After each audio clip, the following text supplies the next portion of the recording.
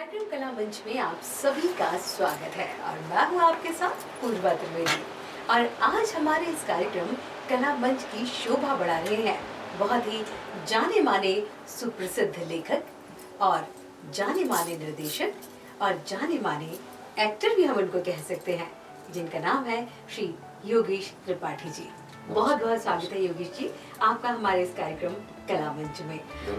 दर्शकों, आपको बताना चाहूंगी कि योगेश जी जो है लेखक की दुनिया में एक चिर परिचित नाम है और जिनका नाम ही जिनकी पहचान है, हम ऐसा कह सकते हैं, क्योंकि योगेश जी के नाम बहुत सारे पुरस्कार हैं, बहुत सारे मंच को वो अपने लेखन से सजा चुके हैं। तो आज जानते हैं हम उन्हीं की कहानी, उन्हीं की जुबानी हमारे इस कार्यक्रम कला मंच में।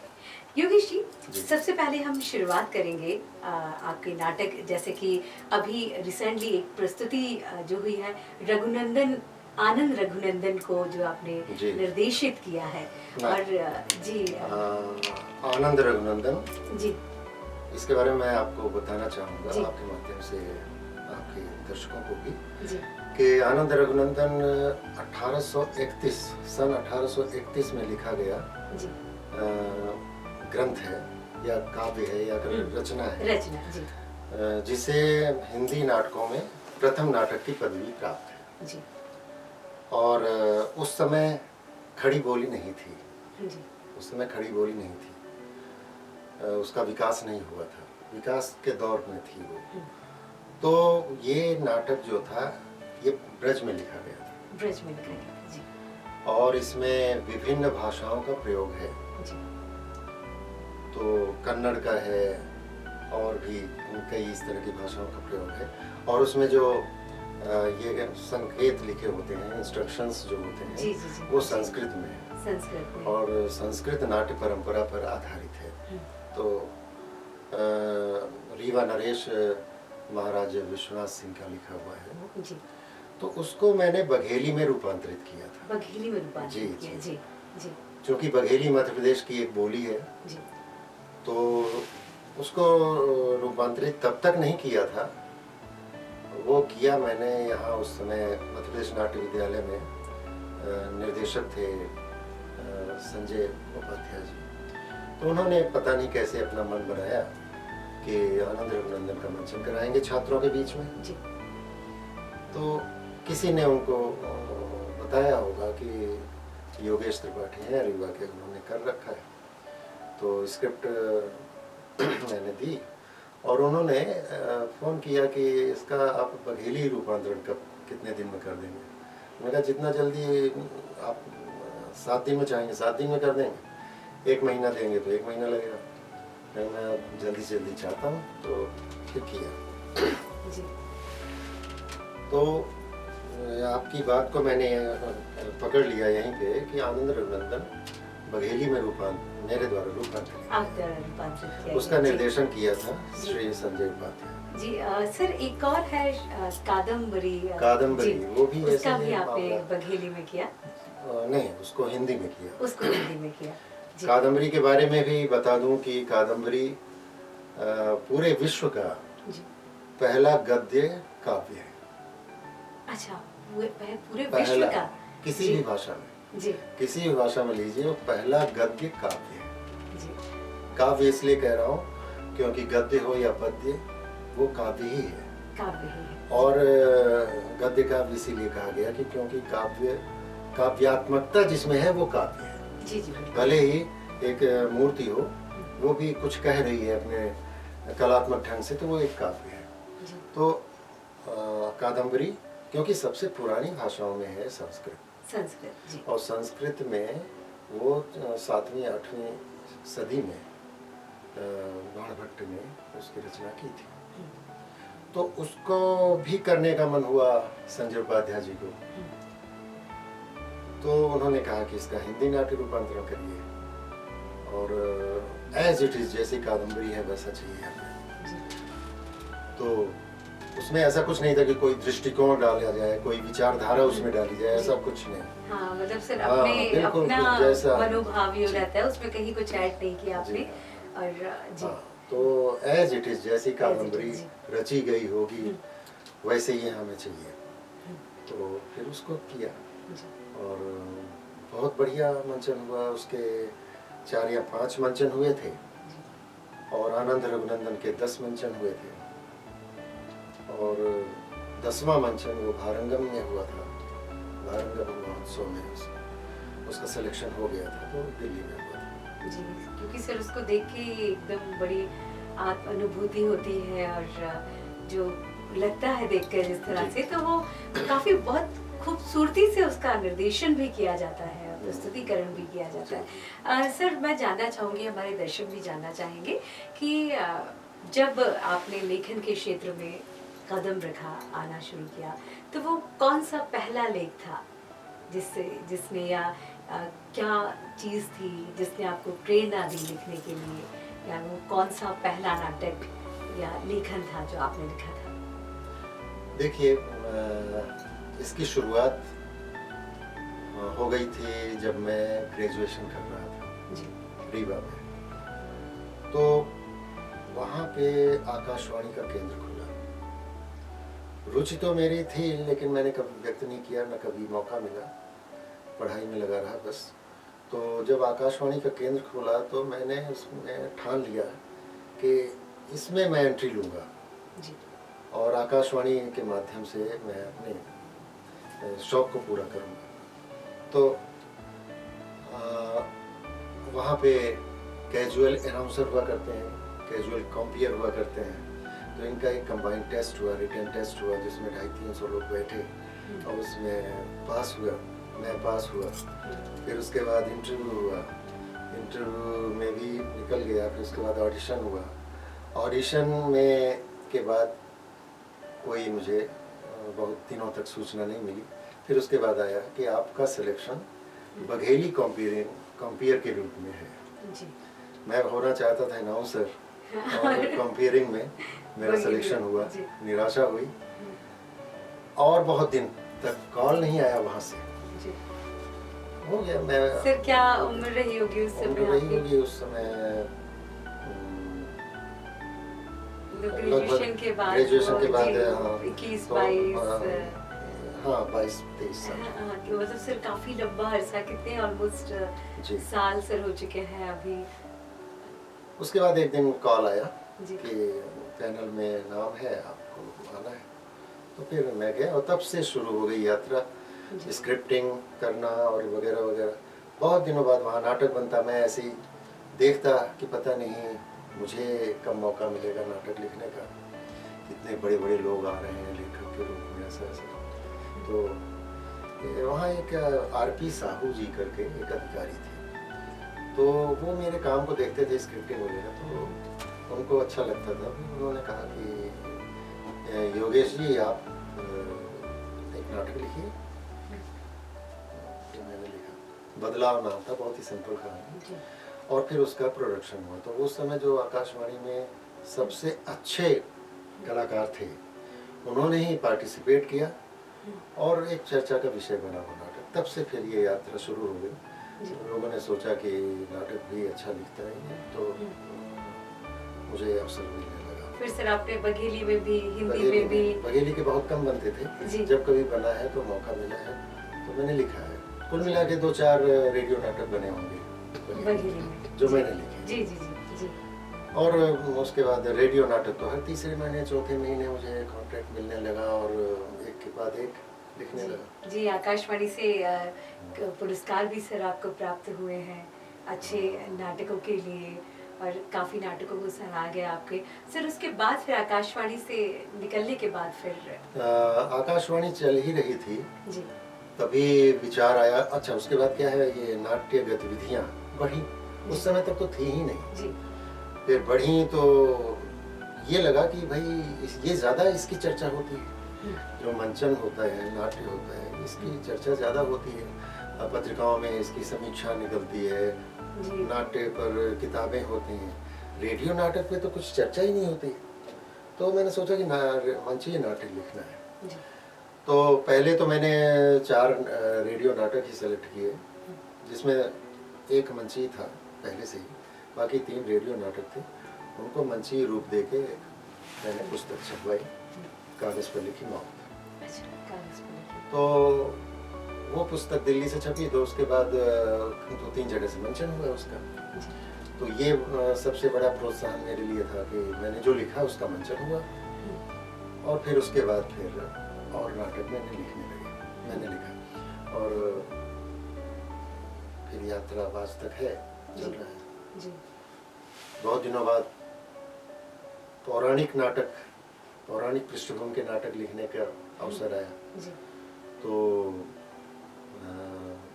जनजातीय क्या है, जनजातीय म्यूजियम के लिए मैंने 3 लीलाएं लिखी, जनजातीय लीलाएं लिखी। जी। तो उसका प्रदर्शन देखा तो मुझे अच्छा लगा, संतुष्ट हुआ कि काफ़ी, और दूर दूर के जो क्षेत्र हैं वहाँ जाके उसका मंचन हुआ। तो ये बहुत ही प्रैक्टिकली, मतलब बहुत यूजफुल ये स्टेप रहा। अब मेरा लेखन ऐसा लगा कि सार्थक हो रहा है। जी। और पौराणिक विषयों पर लिखने का रुझान भी बढ़ा। जी। लेकिन इसका मतलब ये नहीं कि सामाजिक विषयों पे नहीं लिख रहा हूँ अभी। और हाँ सर, आपके लेखन में काफ़ी विविधता देखने को मिलती है, लेकिन पौराणिक में जब हम बात करते हैं तो मतलब एक डेप्थ और नॉलेजेबल चीज़ें जो चाहिए होती है, पौराणिक में आपकी रुचि होना, तो सर किसी चीज़ ने आपको प्रेरणा दी या लगा कि नहीं पौराणिक की तरफ आना चाहिए, या देखिए, घर में तो इस तरह का वातावरण रहता था जी पहले से ही, लेकिन चूंकि पौराणिक विषयों पे नाटक होते नहीं थे, पहले नहीं होते थे, तो जाहिर है कि स्कोप कम था, तो मैंने कभी लिखा नहीं। लेकिन जब यहाँ से हमें आदेश मिला कि ऐसा आप लिखिए, तो मेरा रुझान बढ़ गया।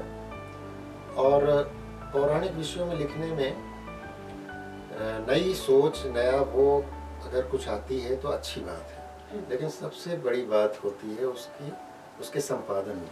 जी।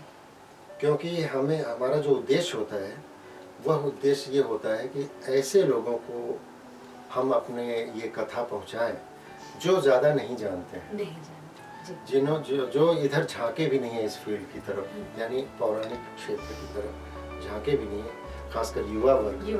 तो चाहे गांव का हो चाहे शहर का हो, वो इसी बहाने हमारी पौराणिक कथाओं से जुड़े, वो जाने। तो ये उद्देश्य था। तो मैं सबसे ज़्यादा ध्यान इस पर देता हूँ कि उसका प्रवाह बढ़िया बना रहे, और उतनी ही क्लिष्ट सामग्री मैं उसमें दूं जितना ग्राह्य वो पकड़ सकें, ऐसा नहीं कि सर के ऊपर से निकल जाए। तो इस तरह से ऐसा हुआ। सर, जब आप पौराणिक इस तरह से जब नाटक लिखते हैं, तो दर्शकों के भी मन में और मेरे भी मन में एक प्रश्न आता है कि हमारे पौराणिक जो ग्रंथ हैं, तो जब हम उसकी स्टडी करते हैं या उनको पढ़ते हैं, तो कभी कभी बहुत जगह विविधता भी हमको देखने को मिलती है। अगर हम बात करें, तुलसीकृत रामायण अलग है और वाल्मीकिकृत रामायण अलग है। तो जब आप कहीं कुछ प्रसंग पे इस तरह से लिखते हैं, तो आप किस तरह से निर्णय लेते हैं कि ये वाले प्रसंग को किस तरह से आपको उठाना है, या इस प्रसंग को इनका लेना है? तब आप कैसे निश्चय करते हैं, निर्णय लेते हैं? देखिए, किसी विशेष प्रसंग पर सामग्री किसमें ज़्यादा है, जी, पहले तो ये देखेंगे।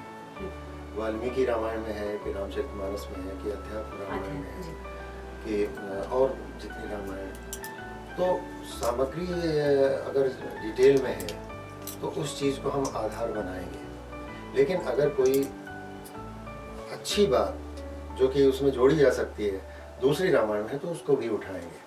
क्योंकि अक्सर ऐसा देखा गया है कि जो सामग्री वाल्मीकि रामायण में काफ़ी विस्तार से है, वो तुलसी रामायण में हाँ, जी, नहीं, जी। जो तुलसी रामायण में है वो उधर नहीं है। जी जी।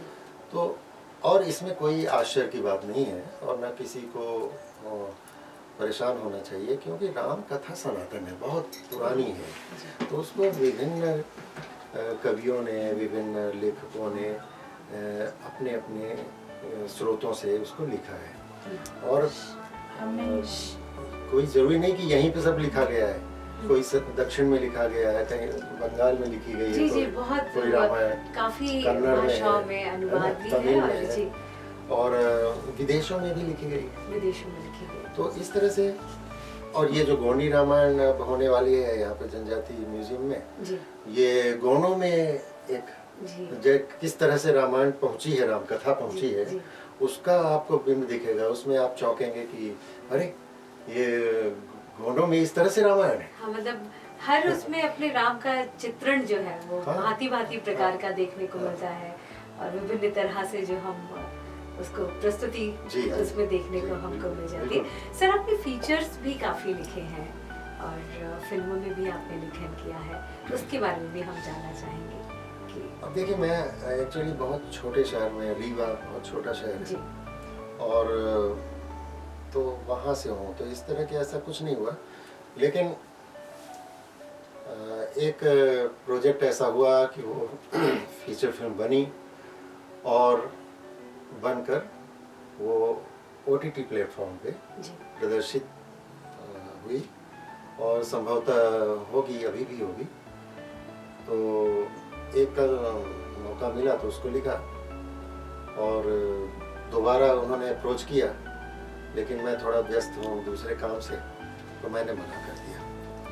और उसके बाद देखिए, कभी ऐसा मौका मिलता है। कुछ लोग होते हैं जो वेब सीरीज़ वगैरह लिख रहे हैं, वो कभी हमको भेजते हैं जी कि इसको देखिए, थोड़ा सा देख के अगर इसमें ठीक ठाक है, कोई गड़बड़ हो, उसमें सजेशन दे देता हूँ। मुझे इसी में खुशी बड़ी मिलती है कि लोग मुझे जोड़े हुए हैं। जी तो ये एक ज़िंदगी जीने के लिए बहुत ज़रूरी है। जी और अभी कुछ दिनों पहले मैं यहाँ पुणे से ही आया, पुणे में 3-4 महीने था, लेकिन वहाँ भी कई सारे फ़ोन्स कॉल्स इधर उधर से आते रहते थे कि इसमें ऐसा क्यों, इसमें ऐसा क्यों, इसकी परमिशन दीजिए। तो अपनी सार्थकता लगती है जी कि मेरी पूछ परख है और मैं महत्वपूर्ण हूँ। जी। तो यही मेरी खुशी है। नहीं सर, आप तो बहुत ही अच्छा लिखते हैं, और इतने सारे पुरस्कार जो है वो इस बात का उदाहरण है कि जो है आप एक चिर परिचित नाम है। सर, जैसे कि आपने वेब सीरीज़ की बात करी, अभी हम बात कर रहे थे कि रंगमंच की, रंगमंच से लोग जुड़ रहे हैं, उसी में एक नया आयाम आना, वेब सीरीज़ जो भी फिल्मों से भी अलग है, या ये करें धारावाहिक की जो दुनिया है उससे भी अलग है। तो वेब सीरीज और रंगमंच की जो दुनिया है, उसमें आपको क्या एक अंतर देखने को मिलता है? मतलब आपका किससे ज्यादा जुड़ाव है और क्या आपको बेहतर लगता है दोनों में? रंगमंच का प्रेजेंटेशन जो एकदम समक्ष होता है दर्शकों के, या फिर वो वेब सीरीज जिसका रंगमंच की रेंज जो है बहुत ज़्यादा है, बहुत बड़ी है। जी एक बार फिल्म बन जाती है, वेब सीरीज बन जाती है, वो फिक्स हो जाती है हमेशा के लिए, वो वही रहेगी।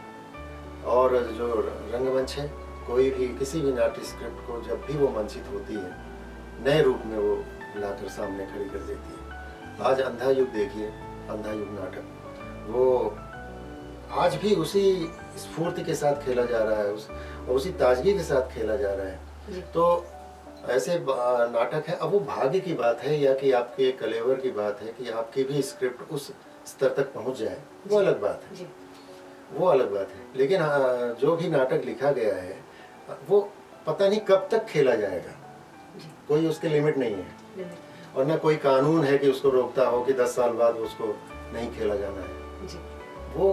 और ना कोई ऐसी चीज़ है कि वो जिससे वो खराब हो जाएगी। कोई सेलुलाइड में कोई फिल्म नहीं है, कोई डिजिटल फॉर्म में नहीं है, वो प्रिंट फॉर्म में है, प्रिंट फॉर्म या डिजिटल फॉर्म में भी अब जी। होने लगी है, लेकिन प्रिंट फॉर्म में तो वो तो सदियों तक के लिए और हमेशा एक नयापन रहेगा, नयापन रहेगा। पात्र बदलते जाएंगे, निर्देशक निर्देशक उसे अपने ढंग से करता जी। है, और यही उसकी खूबी है। जी और सबसे बड़ी बात यह है कि रंगमंच की जब उसका अनुभव दर्शक लेते हैं, तो वो अनुभव अद्वितीय है। वो अनुभव आप सिनेमा थिएटर में बैठकर नहीं ले सकते हैं, और घर में टीवी देखते हुए नहीं ले सकते हैं। जो आप अनुभव सामने साक्षात कलाकारों के द्वारा किए जा रहे अभिनय से लेते हैं, ये बहुत विचित्र बात है, बहुत विचित्र बात है। ऐसा क्यों होता है, ये बहुत विस्तार से इस पर बात हो सकती है, विद्वान लोग बात कर सकते हैं। बिल्कुल। और सर, अभी तो मतलब जब नाटकों का प्रस्तुतिकरण हो रहा है इस दौर में,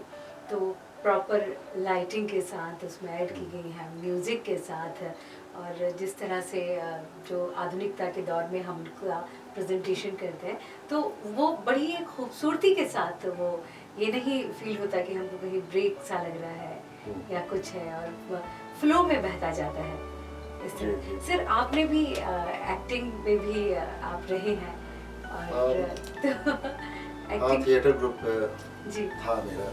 जी अब तो एक्टिव नहीं हूँ उसमें। थिएटर ग्रुप था, उसमें निर्देशक मैंने किए हैं 21-22 नाटक मैंने जी डायरेक्ट किए हैं।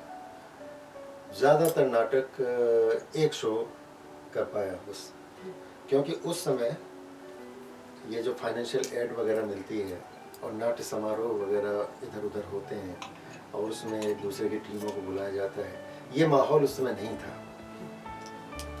उस समय सिर्फ अपना अव्यावसायिक रंगकर्म था और शौकिया रंगकर्म। अपना पैसा लगाइए, टिकट करिए, कुछ वसूल पाते हैं तो ठीक है, नहीं तो सिर्फ शौक मनोरंजन जी। तो एक शो, अधिक से अधिक 2 शो, बस इसके बाद कुछ नहीं। तो इस तरह से हम लोग वहाँ नाटक करते हैं। सर एक बड़ी विडंबना सी है कि हम एक मूवी का जब भी लगती है तो 300, 350, 400 और भी रेंज होती है, तो परिवार के साथ रिपीट भी करने चले जाएंगे, लेकिन एक कलाकार का उत्साहवर्धन करने के लिए, जबकि वो सिर्फ एक प्रोत्साहन ही मान सकते हैं। उस टिकट का पारिश्रमिक इतना नहीं होता, ज़्यादा से ज़्यादा 20 रुपये, 40 रुपये, 50 रुपये, वो भी सिर्फ इसलिए, मुझे लगता है कि शायद दर्शकों के, मेरे भी मन में ये लगता है कि, लेकिन मुझे लगता है कि कम से कम अगर जो टिकट लेंगे तो हमारा नाटक देखने के लिए यहाँ तक आएंगे, हमारी जो हम प्रस्तुत कर रहे हैं हमारी प्रस्तुति को यहाँ देखेंगे। तो ये जो निराशाजनक जो माहौल है, तो हम इसको कैसे, किस हद तक ठीक कर सकते हैं ताकि कलाकार को उसका उचित सम्मान मिल सके, वो टिकट के नाम पर नहीं तो कम से कम नाटक देखने के लिए, या उस समय वो जो एक जुनून रहता है लोगों के बीच में कि नहीं आज हमको नाटक देखने जाना है, आज हरिश्चंद्र पर है, आज इस विषय पर है, आज समसामयिक विषय पर है, और इतना अच्छा कुछ हमको देखने सीखने मिलेगा। जब वहाँ से हम निकलते हैं तो एक मन एकदम शांत सा हो जाता है, और वो विषय जिसमें नाटक रहता है जब आप लोग लिखते हैं तो सर वो काफ़ी देर तक हमारे जहन में घूमता रहता है, हम उसी चिंतन मुद्रा में बाहर आते हैं, बहुत कुछ सोच के आते हैं, और वो जो प्रस्तुत करते हैं सामने कलाकार, हूबहू उनमें हमें वही चेहरा जो वो एक्ट करते हैं दिखाई देने लगता है। तो मैं चाहती हूँ कि इस चीज़ को भी अगर ठीक करने के लिए हम क्या कर सकते हैं कि ताकि हम रंगमंच को और कलाकारों को बढ़ावा दे सकें। इसके लिए एक तो ये है कि जितनी रंग मंडलियाँ हैं विभिन्न शहरों में, छोटे हों चाहे बड़े हों, उनमें आपसी सामंजस्य बहुत अच्छा होना चाहिए। ये अक्सर ये देखा गया है कि आपकी मंडली में आपके दर्शक अलग होते हैं और मेरा जब नाटक होगा तो उसके दर्शक अलग होते हैं जी। तो हम अपने दर्शकों को बता देते हैं, अपने भाई बंधुओं को बता देते हैं, दूसरे लोगों को नहीं बताते हैं। एक ग्रुपिज्म होती है, बहुत कॉमन हो गई है। तो इस तरह का ना हो कि अगर एक दर्शकों की सूची का एक्सचेंज करें लोग बात, जितनी मंडलियां हैं, और उनके मोबाइल नंबर्स हों, उन तक कम से कम मोबाइल से तो बात की जा सकती है, ग्रुप बनाया जा सकता है, व्हाट्सएप ग्रुप, उसमें सूचना, दर्शक भी उसमें इन्वॉल्व रहें, और फालतू का नमस्कार बंदगी उसमें कुछ ना हो, सिर्फ नाटक की सूचना हो कि यहाँ पे हो। इस तरह से मतलब दर्शकों तक हमें पहुँचना पड़ेगा और उनके मन में ये बात लानी पड़ेगी कि कोई भी समाज तब तक उन्नत समाज नहीं कहला सकता जब तक वहाँ सांस्कृतिक गतिविधियाँ ना हो। और ये जो गतिविधियाँ हो रही हैं, ये मतलब ये समझिए कि हम अपनी संस्कृति को आगे बढ़ा रहे हैं, उसका परिवहन हो रहा है। अगर औरतें अगर घर में वो गीत न गाएं जो विवाह गीत वगैरह, तो समझिए कि वो जो हमारी संस्कार, हमारा संस्कार है, हमारी संस्कृति है, टूट गई, आज नहीं आ रही है। इसलिए कम से कम थोड़ा बहुत तो वो संस्कार गीत का गायन होना ही चाहिए, ताकि हमने अपनी पीढ़ी तक कर दिया, बच्चों तुम लोग अपनी पीढ़ी तक ले जाओ। तो ये जो रंगकर्म है, रंगकर्म भी अपनी संस्कृति का एक अंग है। अब इसमें रही बात जो ये समस्या है कि दर्शक का जुड़ाव कम है, उसमें मैं ये भी कहना चाहूँगा अपने रंगकर्मी भाइयों से कि जो भी हम प्रदर्शन कर रहे हैं थोड़ा गंभीरता से करें। अच्छा नाटक हो जरूरी नहीं है, लेकिन हमारी गंभीरता उसमें दिखनी चाहिए कि हमने पूरी कोशिश की है कि इस नाटक को हम अच्छा बनाएं। वो दिखाना बहुत ज़रूरी है, वो झलकना बहुत ज़रूरी है। तब जो दर्शक हैं उनको ये लगता है कि इन्होंने किया अच्छा, हमें पसंद नहीं आया वो अलग बात है। लेकिन जब ऐसा कभी देखते हैं कि ये तो हंसी मजाक हो रहा है और गंभीरता ही नहीं दिख रही है, कई लोग उसको व्याख्यायित नहीं कर सकते। कई दर्शक कि फला नाटक हमें अच्छा क्यों लगा, फला अच्छा क्यों नहीं लगा, इसकी व्याख्या नहीं कर सकते। ये समीक्षक कर सकता है कि इस कारण से ये नाटक अच्छा नहीं हुआ, वो व्याख्या नहीं कर सकते। उनके बस ये है कि हमें थोड़ा सा मजा नहीं आया, जमा नहीं, हमको तो लगा हम बीच से उठ के चले जाए। फिर तो ये उसको हमको समझना है कि आपको अच्छा क्यों नहीं लगा, उसको हमें समझना। कभी कभी राजनीतिक विचारधारा हम आरोपित करते हैं रंगमंच के माध्यम से, हम अपनी विचारधारा को हम लादना चाह रहे हैं रंगमंच के माध्यम से। अब उस विचारधारा को जो नहीं ढोना चाहता दर्शक, वो थोड़ी देर में जब समझेगा अच्छा वो उसको लगेगा कि कितनी जल्दी हम आ गए। अब जब दर्शक एक बार उठकर बीच से चला गया, वो शायद हो सकता है अगले मंचन में वो ना आए, क्योंकि उसका अनुभव कट हो गया। इसलिए ये थोड़ा सा रखना चाहिए ध्यान, पूरे रंगकर्म की प्रगति को देखते हुए कि हम हर मंचन बेहतरीन करने की कोशिश करें। बिल्कुल सर। सर जैसा कि अभी जो लोग हैं हमारे यंगस्टर्स हैं, वो रंगमंच को भी फिल्मों तक जाने की एक सीढ़ी मानते हैं, और उनका जो रुझान है वो रंगमंच से लेकर जो है, कभी कभी तो रंगमंच की बारीकियां ना सीखते हुए भी कभी एक प्ले कर लिया या थोड़ा सा कुछ लेखन कर लिया, लेकिन उसके बाद में परिपक्व ना होते हुए भी ऊंची उड़ान भरने की जो चाह रखते हैं, लेकिन सिर्फ फेम की दुनिया में ज़्यादा जाना चाहते हैं। मैं चाहती हूँ सर एक हमारे उन युवाओं को भी एक आप ऐसा मैसेज दें, ताकि अगर वो इस लाइन में अपना करियर बनाना चाहते हैं, लेखन के क्षेत्र में आना चाहते हैं, रंगमंच के क्षेत्र में आना चाहते हैं, या यहाँ का मुकाम को आगे बढ़ना चाहते हैं, तो उनको एक प्रॉपर गाइडलाइन कैसे मिल सके, वो किस तरह से अपनी मंजिल तक पहुँच सकते हैं? देखिए, अभिनय सीखने की पहली सीढ़ी रंगमंच ही है जी।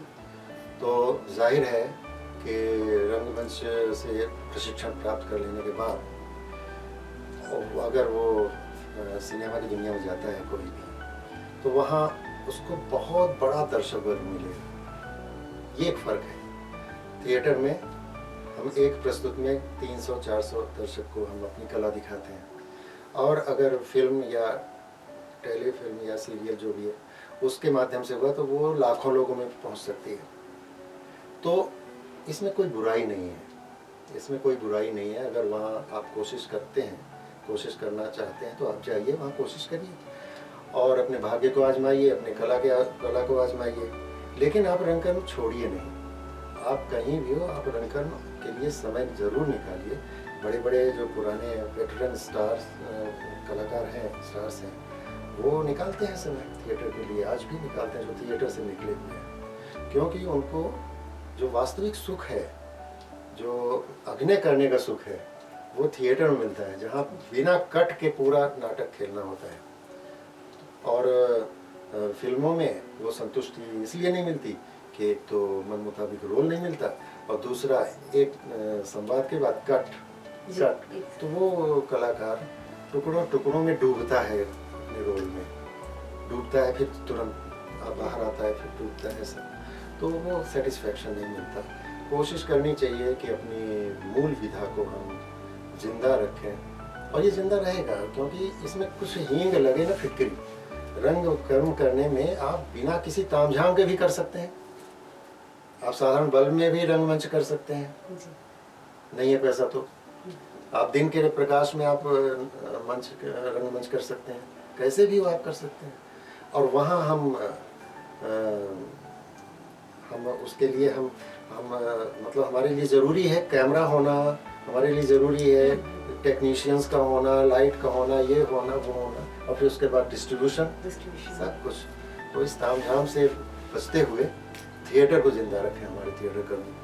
जी बिल्कुल। और जिस तरह से सर मैंने कहा कि वो अगर जो हमारे युवा इसमें करियर बनाना चाहते हैं लेखन के क्षेत्र में, तो क्या ऐसी बारीकियां हैं, क्या ऐसे टिप्स हैं जिनको वो ध्यान में रखकर अगर इस क्षेत्र में, और आप तो निश्चित तौर पर सबके आइडियल हैं, और जो लोग लेखन में रुचि रखते हैं वो निश्चित तौर पर सभी आपका नाम जानते हैं और चाहते हैं कि हम भी कम से कम 1% तो कहीं ना कहीं आपके लेखन की झलक हमें दिखे। तो मैं चाहूँगी कि अगर वो किस तरह से वो, ये थोड़ा सा ज़्यादा हो गया, लेकिन जी। मैं ये ज़रूर बताऊंगा और बताना चाहूँगा अपने यंगस्टर्स को कि नाट्य लेखन की कई प्रतियोगिताएं होती हैं। जी उनमें से एक है मोहन राकेश नाट्य प्रतियोगिता। ये दिल्ली सरकार की साहित्य अकादमी साहित्य कला परिषद कराती है, हर साल कराती है। और जी बिल्कुल सर, मैं दर्शकों को बताना भी चाहूंगी कि सर मोहन राकेश सम्मान से 3 बार सम्मानित हो चुके हैं। बहुत बहुत शुभकामनाएं भी सर आपको उस सम्मान के लिए। तीन नाट्य पांडुलिपियां मेरी पुरस्कृत हुई थी। तो मैं चाहूँगा कि जो नाटक लिखना चाहते हैं वो उस पर नज़र रखें। साहित्य कला परिषद नई दिल्ली सरकार के वेबसाइट पे या कि उनके विज्ञापनों पे जब भी विज्ञापन आए तो उसमें उनकी शर्तों के अनुसार नाट्य पांडुलिपि वहाँ भेजें। वहाँ पूर्वा जी सबसे अच्छी बात ये है कि पूरा वर्जित है कि आप कहीं नाम वगैरह नहीं लिखेंगे, सिर्फ ऊपर सबसे आपका नाम पता रहेगा और नाटक का नाम रहेगा, बाकी और कहीं कुछ नहीं रहेगा। और उसको वो निकाल लिया जाता है और फिर रोल नंबर डाला जाता है। अच्छा, जैसे बकायदा जैसे परीक्षा हम जी, ले रहे हैं। उसकी कोडिंग होती है। कोडिंग के बाद वो विभिन्न लोगों के पास मूल्यांकन के लिए जाती है वो स्क्रिप्ट, और उसके बाद वो होता है। और उसमें कहीं कोई व्यक्ति को पुरस्कार नहीं मिलता है, उस स्क्रिप्ट को पुरस्कार मिलता है। लेखन को बताइए कितनी बारीकी से। तो वहाँ पे बहुत मौके हैं, और सबसे अच्छी बात ये होती है कि वहाँ जो स्क्रिप्ट पुरस्कृत होती है उसका मंचन वही लोग करवाते हैं, साहित्य कला परिषद, और अच्छे नामी निर्देशकों के द्वारा करवाते हैं, जिसकी राष्ट्रीय स्तर पे चर्चा होती है। तो मेरा आग्रह है कि इस पे पहल करें और हिंदी जगत को नई नई स्क्रिप्ट मुहैया कराएं। क्या लिखना, क्या लिखना। बिल्कुल सर, जब हिंदी की बात निकली है एक प्रश्न और मेरे जहन में आता है कि अभी जो हमारे युवा वर्ग हैं वो हिंदी को इतना बढ़ावा नहीं देते हैं। जब हम और हमारे अगर पेपर और लेखन की शैली की बात की जाए तो एक जो इंग्लिश अभी जो एक शब्द चल गया है कि इंग्लिश और हिंदी को मिला के हम प्रस्तुत करते हैं। अगर बात की जाए तो अभी कुछ दिन पहले ही सुनने में आया कि जब हिंदी दिवस की शुभकामनाएं दी जा रही थी तो भी हैप्पी हिंदी दिवस। तो हाँ, ये जी Hindi day happy Hindi day. मतलब जिस मातृभाषा के में हम लोग जन्म ले रहे हैं, भारत देश में जन्म, उसी के प्रति एक मतलब उदासीनता अगर वर्ड हम उपयोग करते हैं, हालांकि कहना सही नहीं होगा क्योंकि काफ़ी हिंदी के प्रेमी जो हैं आप जैसे और काफ़ी अच्छे प्रशंसक भी हैं जो हिंदी को लेकर निरंतर नित्य नए प्रयोग कर रहे हैं, आगे बढ़ रहे हैं, लेकिन कहीं ना कहीं युवा वर्ग उससे थोड़ा सा एक मतलब एक सम्मान या कहीं महसूस करता है इंग्लिश में ज़्यादा। तो हम सबका क्या प्रयास हम करें कि हम अपनी हिंदी को भी वो स्थान, उचित स्थान दिलवा सकें और सभी के मन में तक पहुंचा सकें उसको। हमें सीखना चाहिए मराठियों से, बंगालियों से, ऐसे और दूसरी भाषा वालों से। वो अपनी भाषा को बहुत बेहतर ढंग से बचा के रखे हुए हैं। उनके जो अखबार छपते हैं, उनकी जो पत्रिकाएं छपती हैं और उनके जो चैनल्स वगैरह होते हैं उसमें शुद्धता का काफ़ी परसेंटेज है। हम लोग कम रखते हैं उसमें बहुत उदार है।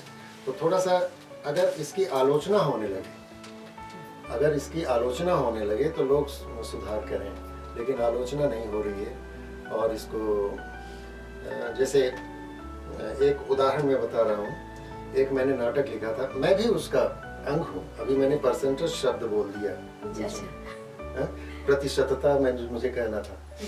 तो परसेंटेज बोल दिया, तो मैं भी उसमें हूँ। लेकिन अगर कोई मुझ पर उंगली उठाएगा, आलोचना करेगा, तो मैं अपनों को सुधारूंगा।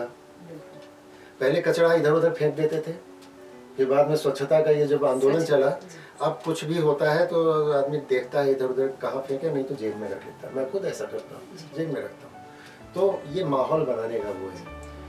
तो एक नाटक मैंने लिखा है, उसका the complete woman, the complete woman. वो हिंदी नाटक है, लेकिन टाइटल मैंने अंग्रेजी में दिया। तो हमारे आदरणीय प्रोफेसर सत्यदेव त्रिपाठी जी हैं, बड़े प्रख्यात नाट्य चिंतक हैं, कला चिंतक हैं।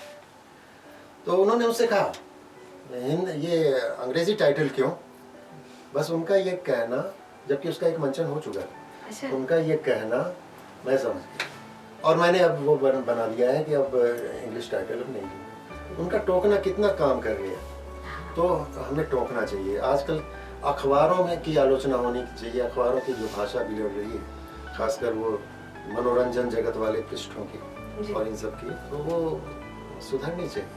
जब हम लोग अंकुश नहीं लगाएंगे तो हम स्वयं बिगड़ते जाएंगे। हमें ही अंकुश लगाना है अपने ऊपर और एक दूसरे के ऊपर भी जी। यानी हम सबको मिलकर ही इस करना बारे में प्रयास करना होगा, तभी जो हमारी हिंदी का जो वर्चस्व है हम उसको जो है बचाकर रख पाएंगे। जी योगेश जी, हम जानना चाहेंगे कि अभी तो आपने इतने नाटकों का लेखन किया है, लेकिन अभी आने वाले समय में क्या कार्य योजना है, नहीं किस तरह से लेखन, और क्या हमें नया आपका पढ़ने को और देखने को मिलेगा?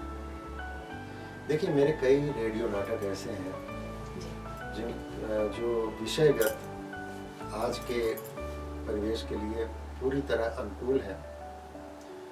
उनको मैं पूर्ण रूप से पूर्णकालिक नाट्य आलेख बनाना चाह रहा हूँ और उसमें लगा हुआ हूँ, तो एक एक करके। इसके बाद फिर और कुछ अपने मौलिक नाटक भी, और कुछ ऐसे अधूरे जो योजनाएं परियोजनाएं होती हैं, वो जो रुकी पड़ी हैं, उनको भी पूरा करना है। अब इसमें और मैं इसका उद्घाटन नहीं कर सकता यहाँ पे और क्या होगी, क्योंकि मुझे खुद भी नहीं मालूम होता है कि और क्या होगा, कब होगा। देखिए जी, बिल्कुल अग्रिम शुभकामनाएं आपको, और बहुत जल्द कुछ नया हम योगेश जी की तरफ से हमको जो लेखन होगा वो हमको पढ़ने को मिलेगा निश्चित तौर पे। और आज आपने बहुत सारी तमाम जानकारियाँ बहुत अच्छी हमारे दर्शकों को दी। हम चाहते हैं योगेश जी कि चलते चलते आप हमारे दर्शकों को एक अच्छा सा मैसेज दें कि किस तरह से जो है आप जो लेखन का कार्य कर रहे हैं, हमारी संस्कृति को, हमारी परंपरा को सहेजने संवारने का काम कर रहे हैं, तो किस तरह से हमारी जो पीढ़ी है या हमारे जो लोग हैं उस परंपरा का निर्वहन करते हुए वो कहीं ना कहीं एक अपना योगदान, अगर हम किस तरह से उसमें सहभागी बन सकते हैं, ताकि हम भी अपने आप पे थोड़ा सा तो गर्व महसूस कर सकें कि हमने भी कुछ सहेज कर और संभाल कर रखा हुआ। मैं ये कहना चाहूँगा कि लाख विसंगतियाँ हैं, मानते हैं, लेकिन इसके बाद भी हमें पॉजिटिविटी नहीं छोड़नी है। हमें रचनात्मक सोच रखनी चाहिए। हमें अपने हर क्रिएशन में, हर रचना में उसका पॉजिटिविटी ज़रूर वो दिखे उससे, ये इसका ध्यान रखना चाहिए। निगेटिविटी वाले और ऐसे कृतियों से हमें बचना चाहिए। इसका मतलब ये नहीं होता कि हम उसमें